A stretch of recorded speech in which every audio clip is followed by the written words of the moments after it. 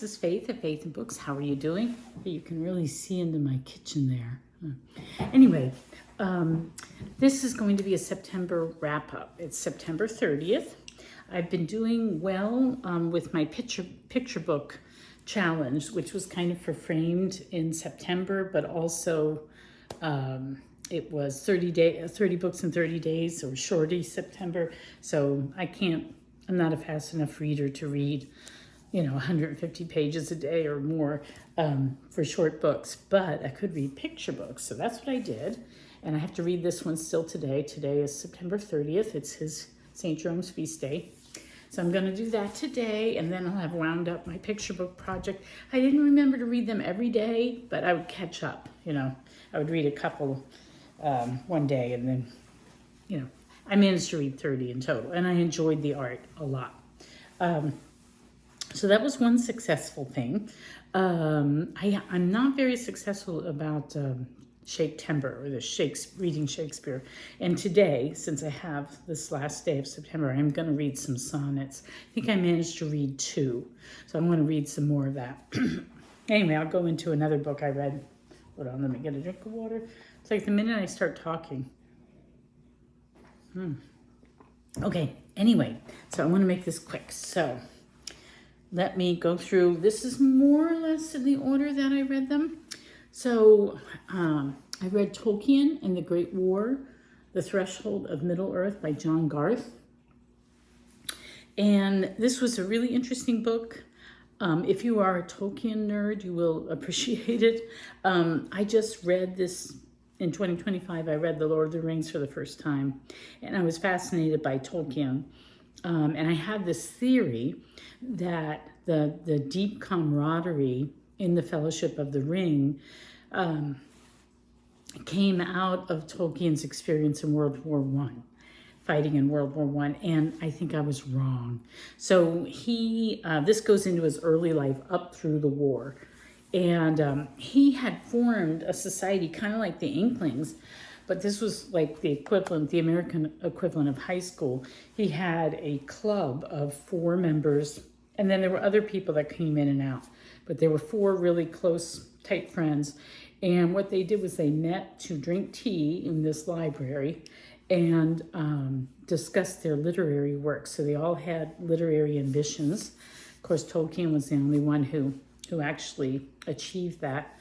But it was he was really good friends with these guys, and they would, show each other their work and get critiques for their work and support and encouragement. And they would discuss stuff, and they would discuss the big issues in life and that sort of thing. So we already had these really tight friendships.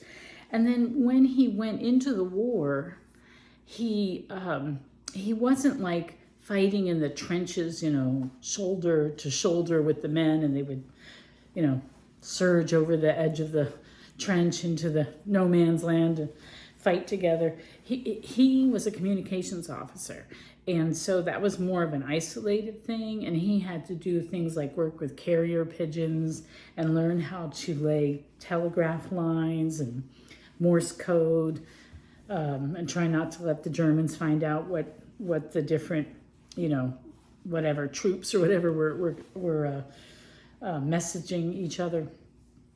So he didn't really fight in the same way. And he was it took him a long time to train for that. And then they were kind of moving him around. And he was in the Battle of the Somme, though, for 4 months. So he saw the horror of war. And he got this, what did they call it? Trench fever from the lice in the trenches. And he was sick for like a year. So he was writing a lot in his head. And the first, he was sort of the way he daydreamed. He would do this world building. And a lot of the stuff was based on Icelandic sagas and that sort of thing. He was really enamored with Finnish, the language, and Welsh. And so you see all these things going on that later would turn into The Lord of the Rings. But the story that he was really working on for years, and the sort of the history building and the language. It wasn't quite the same as the Lord of the Rings. So you could see connections, like where he got the word orc, which it means demon in Anglo-Saxon. And he met some guy whose last name was Gamgee. And so you could see things like that in it, but it really was quite a different story. And after, at the end of the book, the author says, well, all this is really interesting, but the people who most influenced The Lord of the Rings were C.S. Lewis, his wife Edith, not C.S. Lewis's wife, but Tolkien's wife Edith, and Tolkien's children, and they really were the reason why The Lord of the Rings came out the way it did. So anyway, it was an interesting book. I'm glad I read it. It's if you want to dive deeper into Tolkien, I would recommend it. And then let's see, I read another book. Let's see if I can find it. This was just a cozy mystery. It's Saturday the Rabbi Went Hungry by Harry Kemelman. And this is the third book I've read in this series. I read one out of order, and then I went back to start with the beginning. The first one is called Friday the Rabbi Slept Late. This is the next one, Saturday. It goes through the days of the week, and then it goes into other things. But I really like them. They're set in this small town outside of Boston, and there's this one synagogue, and they have this Rabbi David Small. He's young, he's very cerebral, he's kind of like an absent-minded professor, he's very, very highly principled, and he has to deal with the board of the synagogue, which is older men who are hardcore businessmen, wheelers and dealers, very practically minded. So there's always this tension going on. And then there'll be a murder, and Rabbi Small solves it because of his Talmudic studies. So his critical thinking skills that have been honed by studying the Talmud. So they're really cozy mysteries. There's nothing graphic. They're very clever. I like them a lot. So I'm going to try and read the whole series. Oh, and they're set in the 1970s, and there's something really 70s about them. And, that's when I grew up. So I kind of like that little blast from the past with them. So yeah, so this is a good mystery series. So I read that. And then I read, I'm trying to remember the order in which, I think I read this next. It was The Big Six by Arthur Ransome. This is number 9 in the 12-volume series, Swallows and Amazons. And this came out in 1940, and it's like a sequel to The Coot Club, which is set in Norfolk Broads. And what happens is the kids are kind of being framed. They're being set up. Somebody is untying the boats at night so that they drift or they get lost, or the fishermen or whatever can't get to their boat when they get up in the morning. And they're accused of doing it. This group of kids is accused of doing it, and they haven't. And so they decide that they have to fight to clear their name and figure out who the culprit is. And of course, as an adult reader, I could tell right away who the actual person was who did it. But it was really fun seeing how the kids figured it out and seeing their point of view.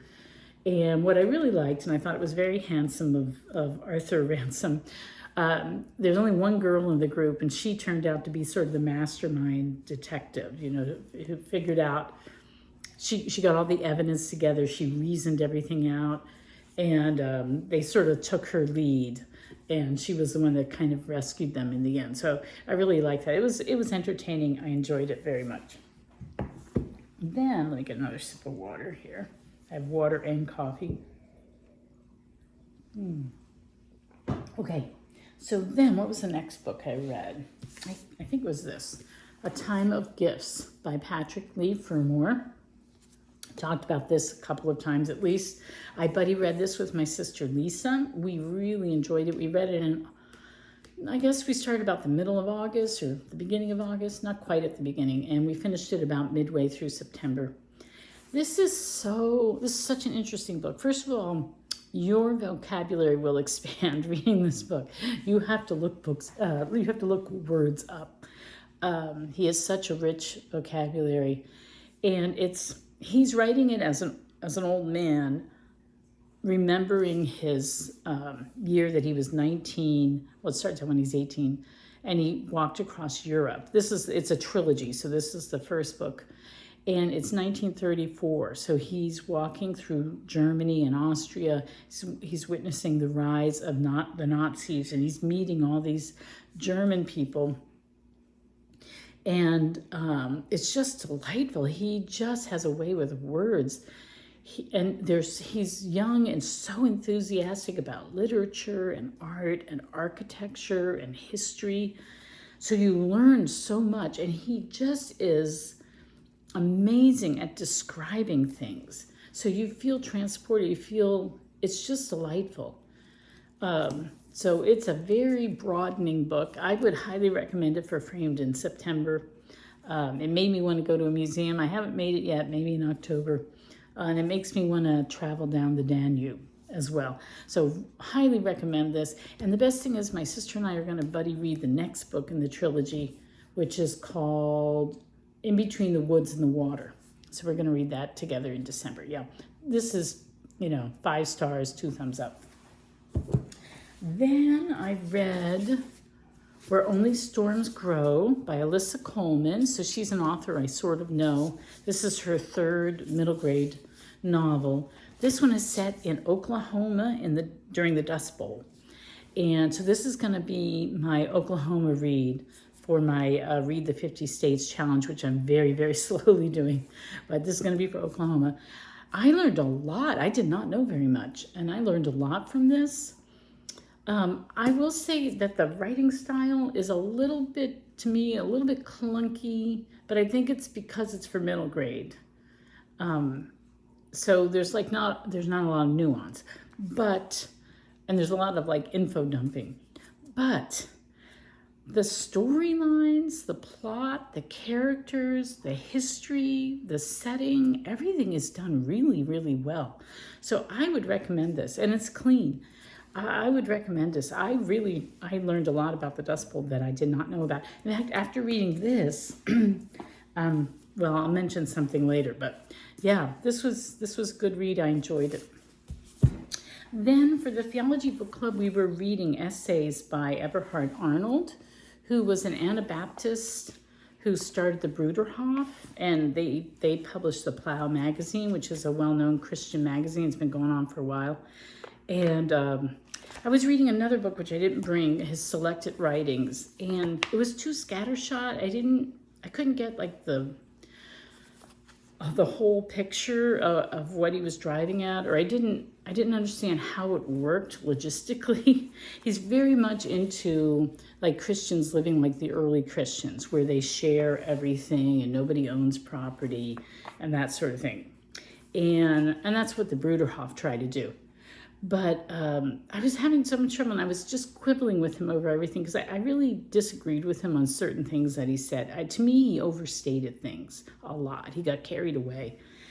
So I read this essay, and then there were 2 talks that Thomas Merton gave that they put down, in writing here, and where he's interpreting what Arnold is saying. And I found reading Thomas Merton's take on Arnold more satisfying and edifying than just reading Arnold straight up. And I could go on and on about this, but to me, community, I don't know, I feel like Arnold has this very romanticized idea of how the early Christians lived, and he really thinks that how they lived is how we must live. But I think that they were in a different situation entirely, and I don't think the way they live scales up to all of society. It just isn't practical, and it winds up creating injustices. And so I think what you have to look at is, what was the thing that these early Christian communities, and he just has a few lines from the Acts of the Apostle that he's referring to. I think that's where it's from. And he's sort of basing this whole thing on those few lines. But I think that, what early Christians did was they were selfless. They lived for each other. And they, they were virtuous. They were honest. They had integrity. They wanted to care for the needy. And all those things, you can still have those qualities without having to live in a communal. Some people are called to the communal life, and that's why we have monasteries and stuff like that. And, the Anabaptists are really caught up with this idea, and that's why the Amish and the Mennonites and the Bruderhof and the Hutterites, they're all Anabaptists. So they really have sort of, they really have embraced this idea of having to live in community. But I don't know, I don't agree with that. So anyway, this was it was interesting. I'm glad I got to know Arnold. It was a little bit frustrating at the same time too. All right, then I read The Quest for Shakespeare. I just finished this yesterday by Joseph Pearce. So it's the Bard of Avon and the Church of Rome. And there really is a lot of evidence that Shakespeare was Catholic. His mother's maiden name was Arden, and they were a family that were staunchly Catholic, that refused to abandon the old faith. And his father, there's records that he was Catholic. Shakespeare's, the godparents of his twins, Hamnet and Judith, they were neighbors that were also Catholic. His daughter is listed as, his daughter Susanna is listed later on as being a recusant. They called them recusants if you didn't join the Anglican Church, but you wanted to stay Catholic. They were called a recusant. I think that's how they say it, recusant. And, they were fined heavily, and, if they were involved with trying to go to Mass, a Catholic Mass, and, smuggling priests in or any Catholic books in or something, you could be tortured and brutally, drawn and quartered and executed, and lots of priests were killed. And it seems like he could very well have known people like Campion and Southwell, is that Southwell? Wait a second, I'm suddenly drawing a blank. Anyway, and there were other things he did, like his patron, what was his name? The Duke of whatever. Oh boy, my brain is going. He was Catholic. So he was the guy that he wrote the sonnets for. At the end, when he's about to retire back to Stratford, he buys a house that was known as a Catholic hub, and he leases it to a guy who's a known recusant. So there's just lots and lots of evidence that he was Catholic. And Pearce is good at pointing out that the British in their anti-Catholicism are like, huh? No, we can't know anything about Shakespeare. We just don't have the evidence because they don't want to admit that their greatest writer was Catholic. But a lot of the reasons for not having records about Shakespeare is because he was laying low, because he was persecuted. So I don't know how good a Catholic he was, but he definitely seemed to have stuck with the Catholics. So I do think Joseph Pearce goes overboard a little bit. He really loves to poke fun at people. I think maybe he gets a little carried away, but it's a very well-written, humorous book, actually. So I really enjoyed it a lot. And then I finished The Song of the Lark by Willa Cather. And this was such a disappointment to me. I got this book, I decided I wanted to read all of Willa Cather's books. And I loved My Antonia or My Antonia. I was taught to say My Antonia, and other people say My Antonia. But anyway, I love that book. I've read it several times. I love Death Comes for the Archbishop. I've read that several times. I love Shadow on the Rock. I've read that several times. I have read Sapphira and the Slave Girl, and I just bought a used copy of that in a book haul, and I want to reread that. But the reason why I wanted to read this one, I bought this off of Thrift Books, is because the main character's name is Thea, and that is my new granddaughter's name. So I thought, I'll read a book where the main character is named Thea. And, it started off well, and, she is a good writer. But I never warmed up to Thea, the character of Thea. I thought she was selfish and cold, and I did not like the way it was creepy. when she's a child, she has all these older men like kind of in love with her. They're kind of half father figures and half something else. And there's a lot of undertone, which was so weird. And then it continues through the book.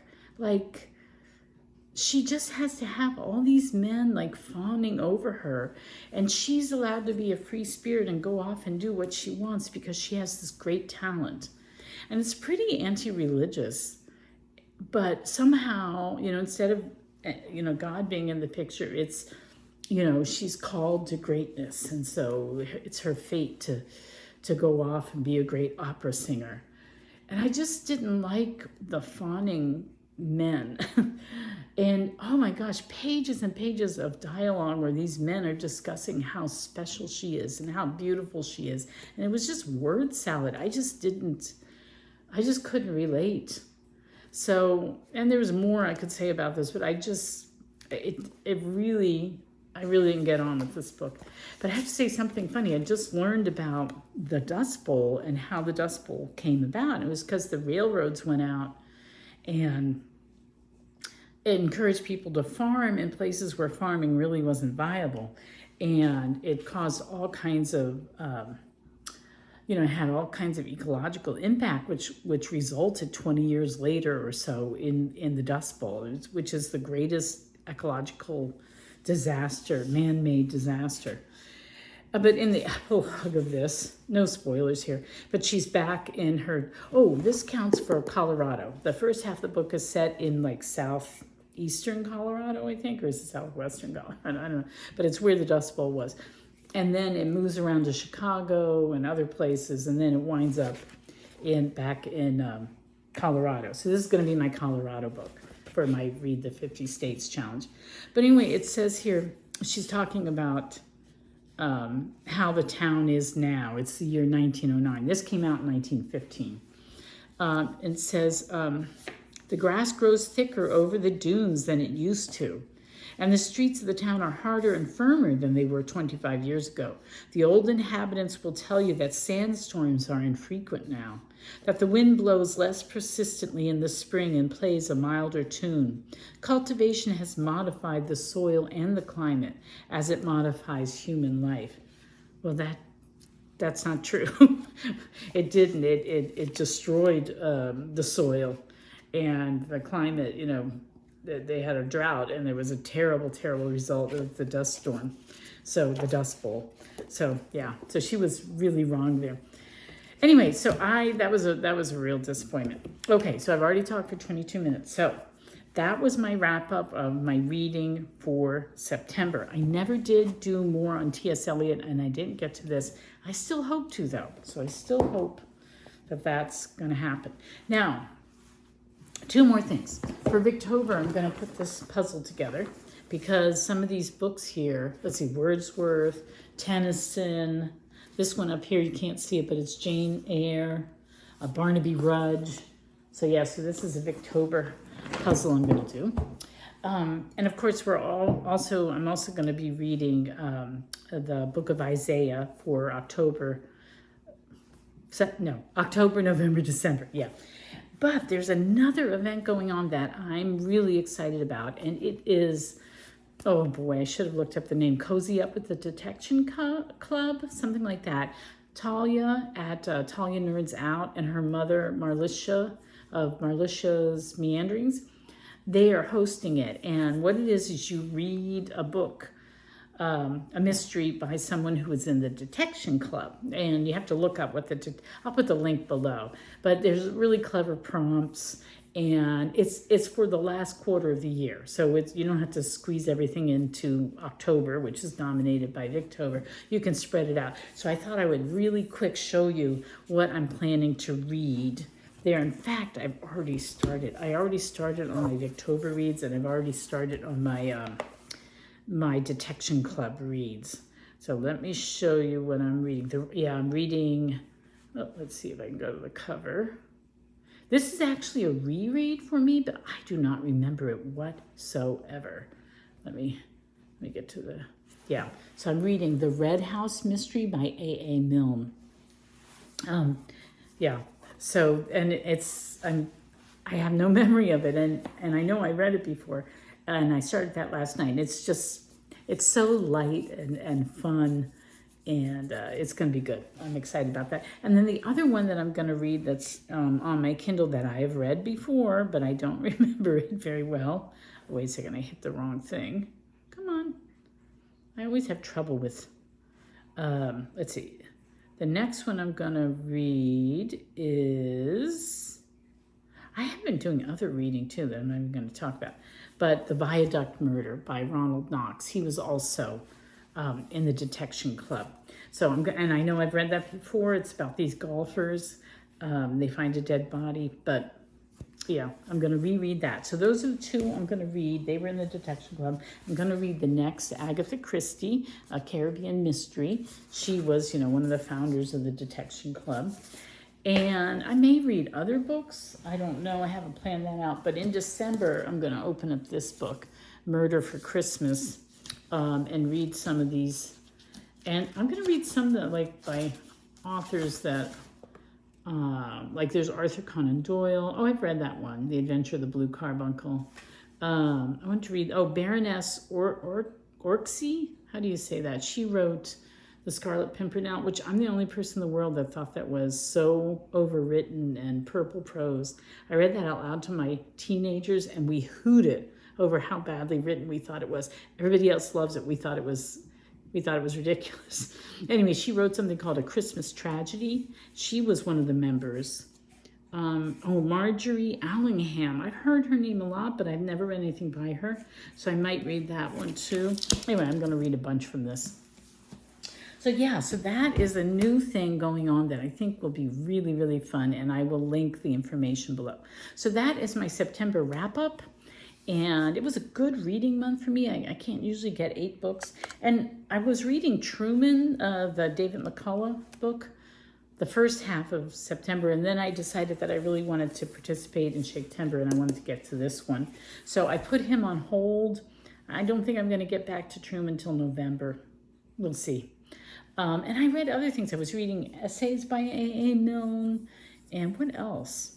There were other things that I was reading, so this isn't even all of what I was reading. It's just that I didn't complete them. So, all right. Well, anyway, I will wind up there. I hope that you had a wonderful reading month in September, and I hope that your October is going to be great as well. So, happy reading.